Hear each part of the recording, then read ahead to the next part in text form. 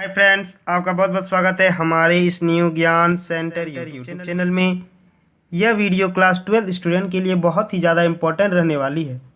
जी हाँ, क्योंकि मैं इस वीडियो में आप लोगों को भूगोल यानी कि ज्योग्राफी का बहुत ही मोस्ट इम्पॉर्टेंट MCQ क्वेश्चन करवाने वाला हूँ, जो आपके 2023 एग्ज़ाम में बार बार पूछे जाते हैं। और ये ऐसे प्रश्न हैं जो हर एक बार एग्ज़ाम में आ ही जाते हैं। तो इस वीडियो को पूरा कंप्लीट अंत तक जरूर देखिएगा, क्योंकि ये हमेशा एग्ज़ाम में बार बार पूछे जाते हैं। जो आप लोग का 40 नंबर का जो ऑब्जेक्टिव होने वाला है, मान के चलिए कि यहीं से आने वाला है, ठीक ना। तो पूरी कंप्लीट अंत तक जरूर देखें। और अगर हमारे चैनल में पहली बार आएँ तो हमारे इस न्यू ज्ञान सेंटर चैनल को सब्सक्राइब जरूर कर लें, साथ साथ बेल आइकन को प्रेस कर दें। इस वीडियो को अपने दोस्तों के साथ, मित्रों के साथ ज़्यादा से ज़्यादा शेयर जरूर करें। तो चलिए वीडियो को शुरू करते हैं। तो देखिए, जो सबसे पहला जो प्रश्न है आप लोगों का सामने, देखिए, निम्न में से किस प्रकार की बस्तियां सड़क, नदी या नहर के किनारे होती है, ठीक ना। तो बताइए किन प्रकार की जो बस्तियां हैं जो सड़क के किनारे, नदी के किनारे या नहर के किनारे जो होती है। तो ऐसी बस्तियां को रेखिक बस्तियां कहते हैं। क्या कहते हैं? रेखिक। आप लोग नोट कर लीजिए, रेखिक, ठीक ना। तो रेखिक इसका बिल्कुल सही आंसर हो जाएगा। आप लोग को ऑप्शन 4 दिया जाएगा, 4 में से आप लोग रेखिक खोजिएगा। रेखिक में आप लोग टिक लगा लीजिएगा अगर ये प्रश्न आ जाता है तो इसका रेखिक आंसर सही हो जाएगा। चलिए आगे क्वेश्चन की ओर देखते हैं। दूसरा नंबर का प्रश्न है जो भी बहुत ही मोस्ट इंपॉर्टेंट है। तो देखिए, निम्न में से, ठीक ना, कौन सी एक आर्थिक क्रिया है, ठीक ना, जो ग्रामीण बस्तियों की मुख्य आर्थिक क्रिया है, ठीक ना। ग्रामीण बस्तियों में क्या मुख्य क्रिया क्या है उन लोग का मुख्य आर्थिक क्रिया? तो प्राथमिक क्रिया ही होता है, ठीक ना। यानी कि कृषि हो गया, ठीक ना, खेती बाड़ी करना, उत्पादन करना, ठीक ना। तो ये प्राथमिक क्रिया के अंतर्गत आता है। तो यानी कि प्राथमिक ही आप लोग का बिल्कुल आंसर सही हो जाएगा। तो चलिए नेक्स्ट क्वेश्चन की ओर बढ़ते हैं। देखिए, तीसरा नंबर का प्रश्न है ये, निम्न में से किस प्रदेश में प्रलेखित प्राचीनतम नगरीय बस्ती रही है? तो मेसोपोटामिया, ठीक ना। मेसोपोटामिया की सभ्यता पढ़े हैं ना आप लोग 11 में। तो ये मेसोपोटामिया हो जाएगा जो प्राचीनतम नगरीय बस्ती रही है, ठीक ना। एक एक करके सब प्रश्न देखते हैं। बहुत सारे प्रश्न आप लोग को बताऊंगा, तो वीडियो पे पूरी कंप्लीट बने रहें आप लोग, जो बहुत ही मोस्ट इंपॉर्टेंट है। देखिए, चौथा प्रश्न है, 2006 के प्रारंभ में भारत में कितने मिलियन सिटी थे? तो 42 मिलियन सिटी थे। कितने थे? 42, 42।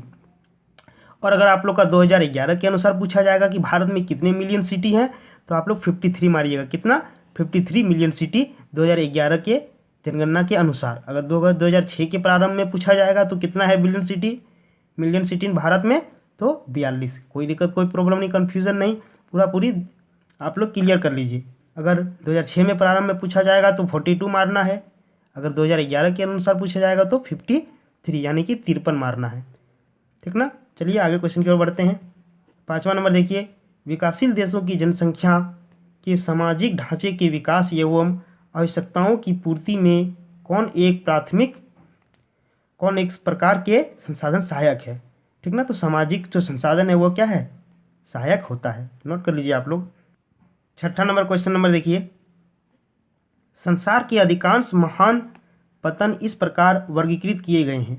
किस प्रकार से महान जो पतन जो वर्गीकृत किया गया है? तो विस्तृत पतन, ठीक ना। ये विस्तृत पतन बिल्कुल आंसर सही हो जाएगा।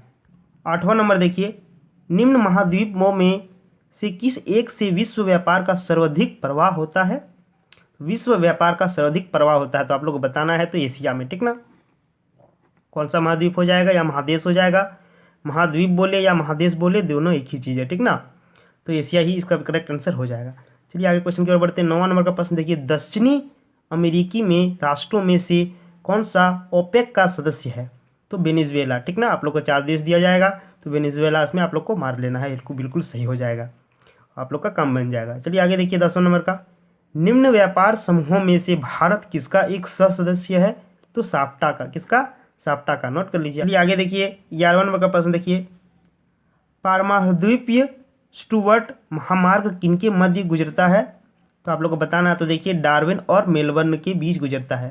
कौन सा द्वीप, कौन सा मार्ग गुजरता है? देखिए, पारमाद्वीपीय स्टुअर्ट महामार्ग, ठीक ना। कोई दिक्कत, कोई प्रॉब्लम नहीं समझने में। चलिए आगे क्वेश्चन की ओर बढ़ते हैं। तो डार्विन और मेलबर्न इसका बिल्कुल सही हो जाएगा। 12वां नंबर का प्रश्न नंबर देखिए, किस देश में रेल मार्गों के जल का सघनतम घनत्व पाया जाता है? तो रेल मार्ग जो है सबसे बड़ा जाल कहाँ पाया जाता है? सघनतम घनत्व पाया जाता है उसका, तो रूस में, ठीक ना। आप लोग को रूस बिल्कुल सही हो जाएगा। 13वां नंबर प्रश्न देखिए, बृहत्तंक मार्ग होकर जाता है तो उत्तर अटलांटिक महासागरीय से होकर, ठीक ना। उत्तर भी दिया जाएगा, उत्तरी भी दिया जाएगा, कोई दिक्कत कोई प्रॉब्लम नहीं समझने में। उत्तरी अटलांटिक महासागर से होकर गुजरता है, नोट कर लीजिए आप लोग। 14वां नंबर प्रश्न देखिए, बिग इंच पाइपलाइन के द्वारा परिवहित किया जाता है, ठीक ना। बिग इंच यानी कि पाइपलाइन के द्वारा कौन सा प्रवाहित किया जाता है, तो पेट्रोलियम, ठीक ना। नोट कर लीजिए आप लोग, पेट्रोलियम इसका बिल्कुल करेक्ट आंसर हो जाएगा। 15वां नंबर देखिए, चैनल टनल जोड़ता है पेरिस लंदन को, किसको, पेरिस लंदन को चैनल जोड़ता है, कोई दिक्कत कोई प्रॉब्लम नहीं समझने में। चलिए आगे क्वेश्चन की ओर देखते हैं। 16वां नंबर प्रश्न नंबर देखिए, निम्न में से कौन सा एक तृतीय क्रियाकलाप है, ठीक ना। तो आप लोग तो ऑप्शन दिया जाएगा, ठीक ना, उसमें आप लोग को व्यापार ये क्या है, तृतीय क्रियाकलाप है। चलिए आगे देखते हैं। 17वां नंबर का प्रश्न है ये, निम्न क्रियाकलापों में से कौन सा एक द्वितीय सेक्टर का क्रियाकलाप नहीं है, तो मछली पकड़ना क्या है, एक द्वितीय सेक्टर का क्रियाकलाप नहीं है, नोट कर लीजिए आप लोग। 18वां नंबर देखिए, निम्न में से कौन सा एक सेक्टर दिल्ली, मुंबई, चेन्नई और कोलकाता में सर्वाधिक रोजगार प्रदान करता है, तो सेवा क्षेत्र, ठीक ना। सेवा क्षेत्र ही है ना, बड़े बड़े शहरों में क्या है, सेवा क्षेत्र ज़्यादा आप लोग का रोजगार प्रदान के अवसर प्रदान किए जाते हैं, तो आप लोग इसे नोट कर लीजिए बातों को। आगे चलिए 19वां नंबर देखिए, वे काम जिनमें उच्च परिणाम और स्तर वाले अन्वेषण सम्मिलित होते हैं कहलाता है पंचम क्रियाकलाप, ठीक ना। नोट कर लीजिए वे क्या कौन सा क्रियाकलाप कहलाते हैं, तो पंचम क्रियाकलाप। आगे देखते हैं 20वां नंबर का प्रश्न है, देखिए निम्न में से कौन सा क्रियाकलाप चतुर्थ सेक्टर से संबंधित है, तो पुस्तकों का मुद्रण क्या है, चतुर्थ सेक्टर में सम्मिलित किया जाता है। 21वां नंबर का प्रश्न देखिए आगे, जो बहुत ही मोस्ट इंपॉर्टेंट क्वेश्चन है, निम्न में से कौन सी एक अर्थव्यवस्था में उत्पादन का स्वामित्व व्यक्तिगत होता है, तो पूंजीवादी, ठीक ना। नोट कर लीजिए, पूंजीवादी बिल्कुल करेक्ट आंसर हो जाएगा। आगे देखिए 22 नंबर है, निम्न में से कौन सा एक प्रकार का उद्योग अन्य उद्योगों के लिए कच्चे माल का उत्पादन करता है, तो कौन सा कच्चे माल है जो उत्पादन करता है, तो आधारभूत उद्योग, ठीक ना। नोट कर लीजिए, आधारभूत उद्योग बिल्कुल करेक्ट आंसर हो जाएगा। आगे देखिए 23 नंबर का ये क्वेश्चन है, निम्न कृषि के प्रकारों में से कौन सा प्रकार कृत्रिम दहन कृषि का प्रकार है, तो आदिकालीन जो निर्वाह कृषि होता है ना, वही इसका करेक्ट आंसर हो जाएगा। चलिए आगे क्वेश्चन देखिए 24वां नंबर का, निम्न में से कौन सी एकल कृषि नहीं है, तो डेयरी कृषि एकल कृषि नहीं है, नोट कर लीजिए आप लोग। 25वां नंबर देखिए, फूलों की कृषि कहलाती है पुष्पोत्पादन, क्या कहलाती है, पुष्पोत्पादन, तो नोट कर लीजिए, फूलों की कृषि अगर आ जाएगा तो आप लोग को मारना है पुष्पोत्पादन। चलिए आगे क्वेश्चन की ओर देखते हैं। 26वां नंबर का, निम्न में से कौन सा देश उच्च मानव विकास वाला नहीं है, तो मिस्र, इसका बिल्कुल मिस्र करेक्ट आंसर हो जाएगा। चलिए लास्ट और आखिरी क्वेश्चन देखिए 27वां नंबर का, निम्न में से कौन सा विकास का सर्वोत्तम वर्णन करता है, तो गुण में धनात्मक परिवर्तन, ठीक ना, ये बिल्कुल करेक्ट आंसर हो जाएगा।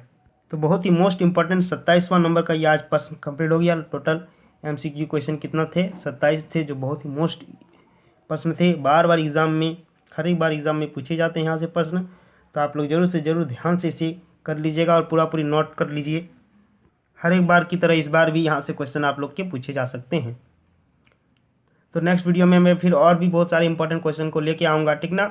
और नेक्स्ट वीडियो जरूर देखिएगा, क्योंकि बहुत ही मोस्ट इन पर आप लोग को बताने वाला हूँ कि क्या क्या आप लोग को 5 गलतियाँ नहीं करनी है बोर्ड एग्ज़ाम अगर आप लोग देते हैं तो, ठीक ना।